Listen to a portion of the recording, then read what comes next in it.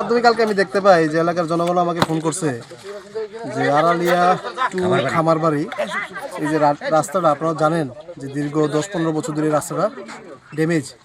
রাস্তাটা না আইতে পারে বাইক না গাড়ি, মানুষ আইতে যাইতে খুব কষ্ট হইতো। তো আমরা গত 3 মাস আগে এক্সিকিউটিভ সাহেব, মাননীয় মুখ্যমন্ত্রী প্রফেসর ডক্টর মানিক সাহেব জিকে আমরা অনুরোধ করেছিলাম এই রাস্তাটা দেওয়ার লাগিয়া। তো 24-24.5 লাখ টাকার একটা ওয়ার্ক অর্ডার হয়েছিল 3 মাস আগে।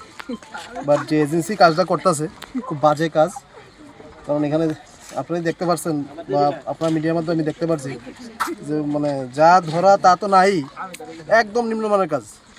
তো আমি সরকারের কাছে, কারণ এগুলি সরকার তো আমাদের এলাকা ডেভেলপমেন্টের লাগে অর্থ বরাদ্দ করেই দিছে, আমি চাবো যে এই অসহদ উপায়ে যারা এই রাস্তা তৈরি করতেছে, যারা 2 নম্বরীভাবে এই রাস্তা তৈরি করে গিয়ে সরকারের টাকা লুটপাট করে, এই এজেন্সির বিরুদ্ধে সরকার কঠোর পদক্ষেপ নেক।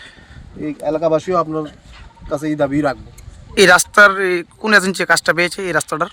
এটা কোন এজেন্সি, কি নাম কন্ট্রাক্টরের? প্রণয় সাহা।